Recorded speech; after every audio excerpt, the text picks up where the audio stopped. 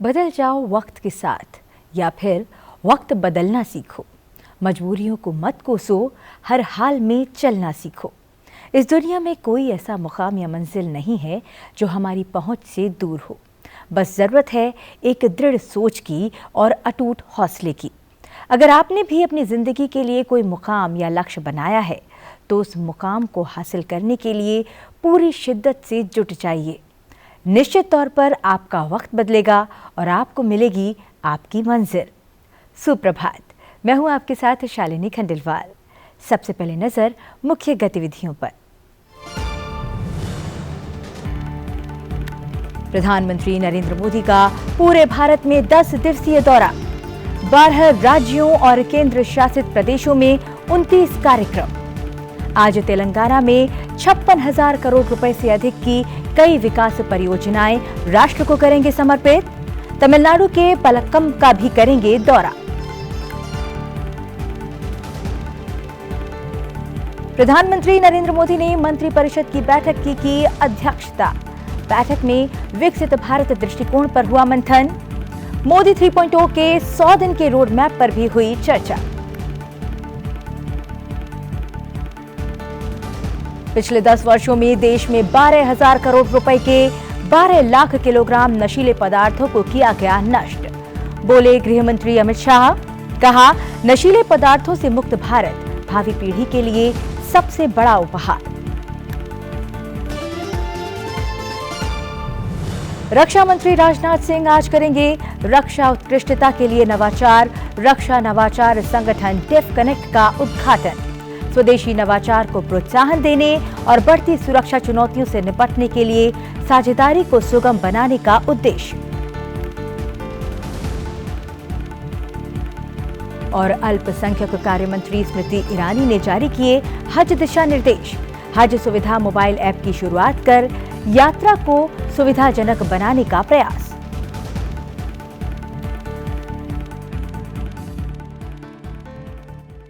सुप्रभात में अब बात करते हैं विस्तार से। प्रधानमंत्री नरेंद्र मोदी अगले 10 दिनों में देश भर के 12 राज्यों और केंद्र शासित प्रदेशों में 29 कार्यक्रमों में भाग लेंगे। इन 12 राज्यों में तेलंगाना, तमिलनाडु, ओडिशा, पश्चिम बंगाल, बिहार, जम्मू और कश्मीर, असम, अरुणाचल प्रदेश, उत्तर प्रदेश, गुजरात और राजस्थान के साथ ही दिल्ली भी शामिल है। प्रधानमंत्री आज से 5 राज्यों तेलंगाना, तमिलनाडु, ओडिशा, पश्चिम बंगाल और बिहार के 3 दिवसीय दौरे पर रहेंगे और इस दौरान 1,06,000 करोड़ रुपए से अधिक की विकास परियोजनाओं का शुभारंभ करेंगे।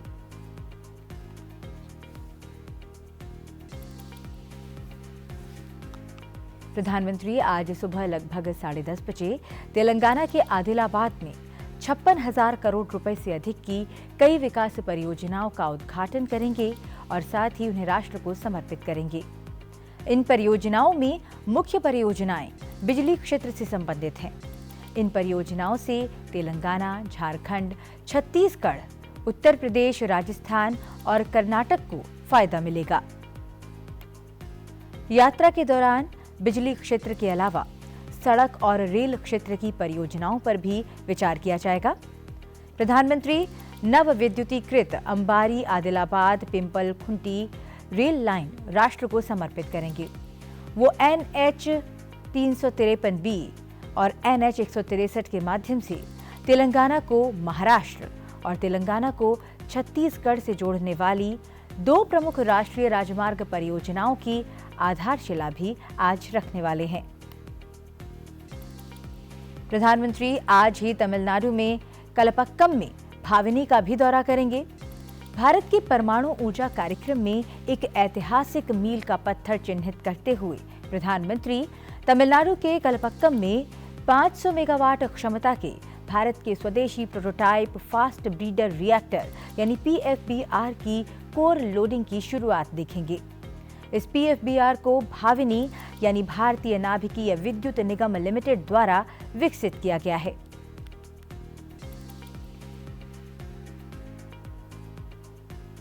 प्रधानमंत्री नरेंद्र मोदी ने रविवार को मंत्रिपरिषद की बैठक की अध्यक्षता की। बैठक में उन्होंने विकसित भारत 2047 के विजन दस्तावेज और अगले 5 वर्षों के लिए एक विस्तृत कार्य योजना पर विचार मंथन किया। सूत्रों के मुताबिक बैठक के दौरान मई में नई सरकार के गठन के बाद उठाए जाने वाले तत्काल कदमों के लिए 100 दिन के एजेंडे पर विचार विमर्श किया गया, ताकि इसके त्वरित कार्यान्वयन पर चर्चा की जा सके। प्रधानमंत्री ने अपने मंत्रिमंडल सहयोगियों से चुनाव के दौरान लोगों का समर्थन हासिल करने के लिए हर संभव प्रयास करने को कहा।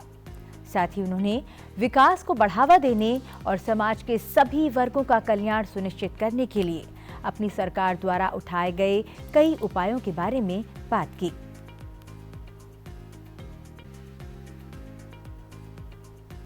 गृह मंत्री अमित शाह ने कहा है कि नशीले पदार्थों के कारोबार के विरुद्ध मोदी सरकार के कठोर रवैये के कारगर परिणाम निकले हैं और इससे जुड़ी गिरफ्तारियां और जब्त नशीले पदार्थों की मात्रा तेजी से बढ़ी है।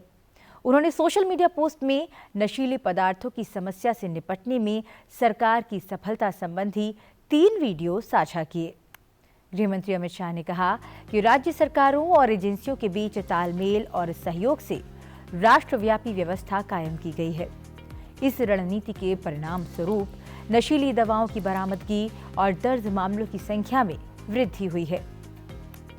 उन्होंने कहा कि नशीले पदार्थों से मुक्त भारत भावी पीढ़ी के लिए सबसे बड़ा उपहार होगा और देश नशीली दवाओं का पता लगाने, नशीली दवाओं के नेटवर्क को नष्ट करने और नशे की लत के शिकार लोगों का पुनर्वास करते हुए दोषियों को हिरासत में लेने के माध्यम से इस लक्ष्य को तेजी से हासिल कर रहा है।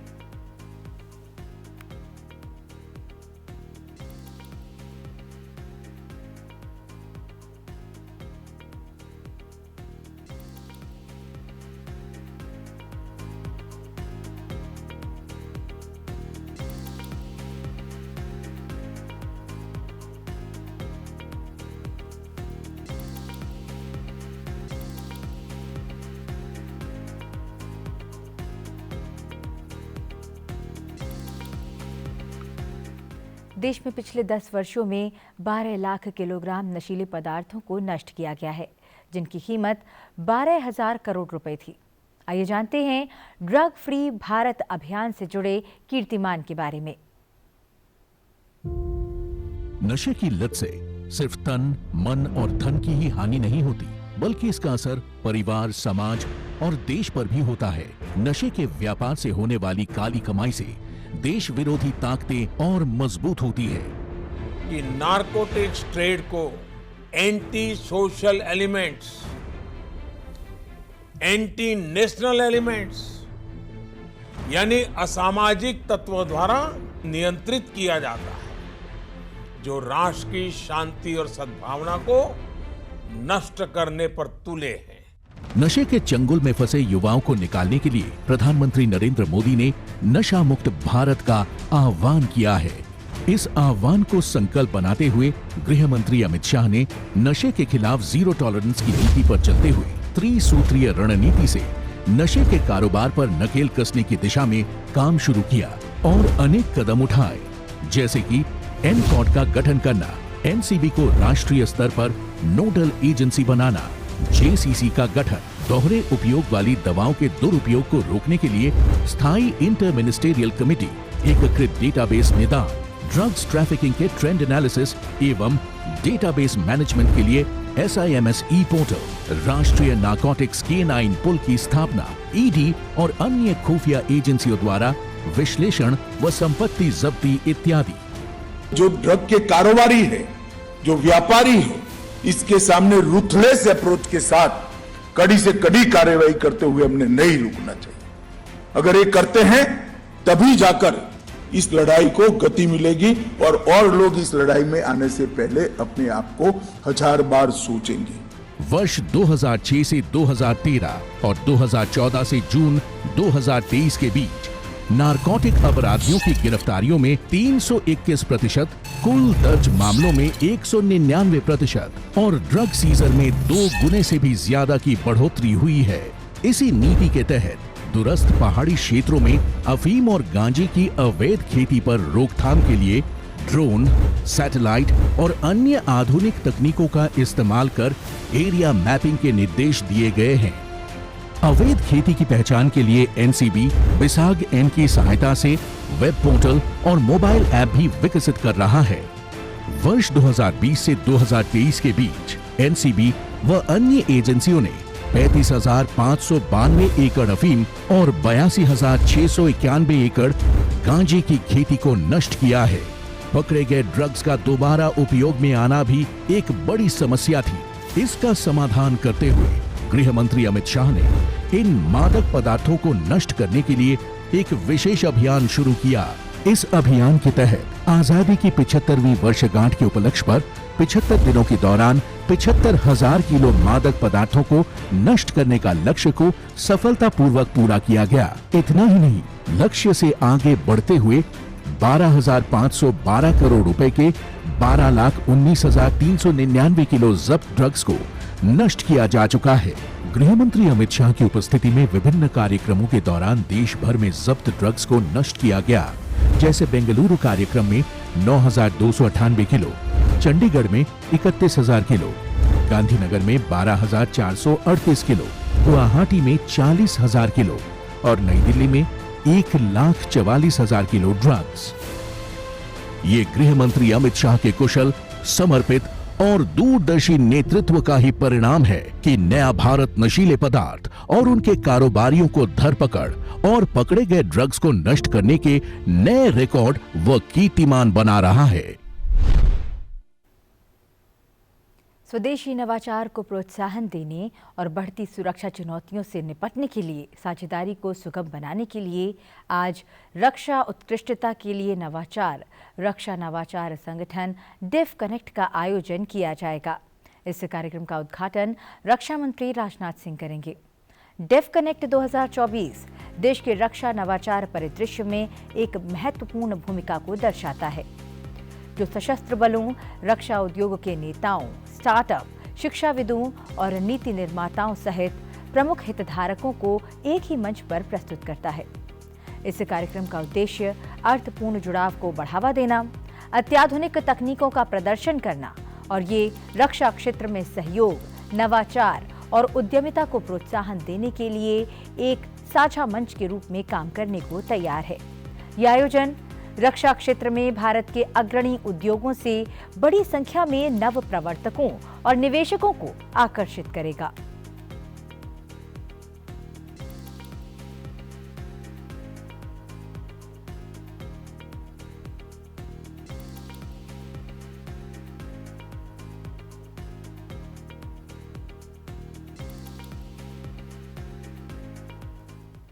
बढ़ते हैं आगे और बात करते हैं हज यात्रा की। अल्पसंख्यक कार्य मंत्री स्मृति ईरानी ने रविवार को नई दिल्ली में हज दिशा निर्देश जारी किए और हज सुविधा मोबाइल ऐप की शुरुआत की। इस अवसर पर उन्होंने कहा कि एनडीए की सरकार के मंत्रालयों ने व्यवस्थित और सुविधाजनक हज यात्रा के लिए कई प्रयास किए हैं। उन्होंने कहा कि पिछले साल 4,000 से ज्यादा महिलाएं बिना मेहरम हज पर गईं और इस वर्ष बिना मेहरम हज के लिए 5,000 से अधिक महिलाओं ने आवेदन किया है। केंद्रीय मंत्री स्मृति ईरानी ने कहा कि केंद्र सरकार हज यात्रा के अनुभव को बेहतर बनाने के लिए हर संभव प्रयास कर रही है। उन्होंने कहा कि हज सुविधा मोबाइल ऐप से अधिकारियों से संपर्क बनाए रखने में सुविधा होगी और निकटतम स्वास्थ्य केंद्रों का पता भी लगाया जा सकेगा। कोच्चि में आईएनएस गरुड़ में बहुउद्देशीय MH-60 RC हॉक हेलीकॉप्टर को नौसेना के बेड़े में शामिल किया जाएगा। इसे नौसेना के आधुनिकीकरण की दिशा में एक महत्वपूर्ण कदम के रूप में देखा जा रहा है। रक्षा मंत्रालय के अनुसार बुधवार को सी हॉक हेलीकॉप्टरों को बेड़े में शामिल करने से भारतीय नौसेना की ताकत काफी बढ़ जाएगी। ये हेलीकॉप्टर पनडुब्बी और जमीन से संचालित युद्ध कौशल से निपटने, तलाश और बचाव, चिकित्सीय आपात स्थिति में सहायता देने और जलयानों को ढो सकने में सक्षम है। भारतीय परिस्थितियों के अनुरूप कड़े परीक्षण के बाद ही इन हेलीकॉप्टरों को नौसेना में शामिल करने का निर्णय लिया गया है। यह हेलीकॉप्टर अत्याधुनिक हथियारों, सेंसरों और अन्य सुविधाओं से युक्त हैं।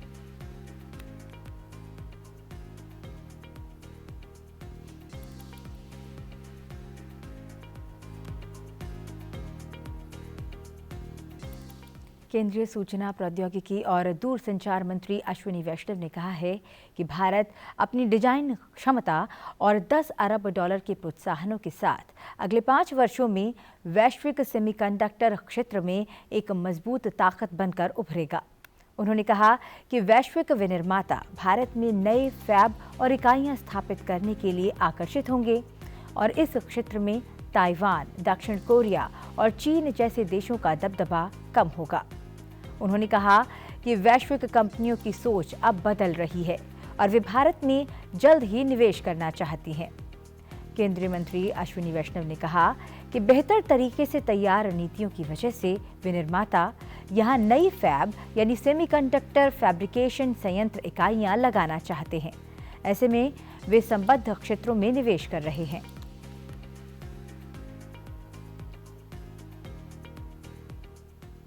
केंद्रीय पत्तन, पोत परिवहन और जलमार्ग मंत्री सर्बानंद सोनोवाल रविवार शाम को नई दिल्ली में दीप स्तंभ और दीपपोत महानिदेशालय द्वारा आयोजित 4 दिवसीय लाइट हाउस फोटो प्रदर्शनी का उद्घाटन कर रहे थे।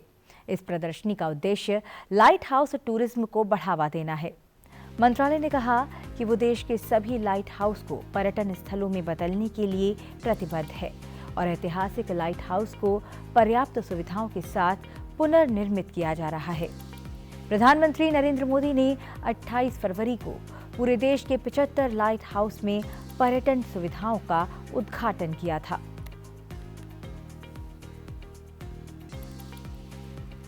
सुप्रभात में बात करते हैं आज के दिन से जुड़े इतिहास की और जानते हैं कि इतिहास में आज की तारीख से कौन सी महत्वपूर्ण घटनाएं जुड़ी हुई हैं। 4 मार्च साल 1883 को दरबान सिंह नेगी का जन्म अविभाजित उत्तर प्रदेश में चमोली जिले के कफरतीर गांव में हुआ था, जो आज उत्तराखंड में स्थित है। इन्हें ब्रिटेन के सर्वोच्च वीरता सम्मान विक्टोरिया क्रॉस से सम्मानित किया गया था। प्रथम विश्व युद्ध में भारत के 6 वीरों को ब्रिटेन के सर्वोच्च वीरता सम्मान विक्टोरिया क्रॉस से सम्मानित किया गया। विक्टोरिया क्रॉस ब्रिटिश राज का सबसे बड़ा युद्ध पुरस्कार है। प्रथम विश्व युद्ध के दौरान दरबान सिंह फ्रांस में 39वीं गढ़वाल राइफल्स की पहली बटालियन में नायक के पद पर तैनात थे। उत्तराखंड के लैंसडाउन में स्थित गढ़वाल राइफल्स रेजिमेंट म्यूजियम का नाम दरबान सिंह नेगी के सम्मान में उनके नाम पर रखा गया है। 4 मार्च साल 1939 को लाला हरदयाल माथुर का अमेरिका के फिलाडेल्फिया में रहस्यमय ढंग से निधन हुआ। वो एक प्रसिद्ध भारतीय क्रांतिकारी थे। उन्होंने क्रांतिकारी संगठन गदर पार्टी का गठन किया। अपने राजनीतिक और देशभक्ति के योगदान के अलावा लाला हरदयाल ने साहित्य के क्षेत्र में भी अहम योगदान दिया। बौद्ध संस्कृत साहित्य पर उनको डॉक्टरेट की उपाधि से सम्मानित किया गया। उनके सरल जीवन और बौद्धिक कौशल ने प्रथम विश्व युद्ध के समय ब्रिटिश साम्राज्य के विरुद्ध लड़ने के लिए कनाडा और अमेरिका में रहने वाले कई प्रवासी भारतीयों को प्रेरित किया। सुप्रभात में आज के लिए बस इतना ही। चलते चलते अब आपको दिखाते हैं मुंबई के रहने वाले नन्हे कलाकार केशव आनंद खटावकर की सुंदर प्रस्तुति। 10 वर्षीय तबला वादक केशव की ये प्रस्तुति त्रिताल मध्यलय में धातीट का कायदा है। आप भी सुनिए नन्हे तबला वादक को और मुझे दीजिए आज्ञा। नमस्कार।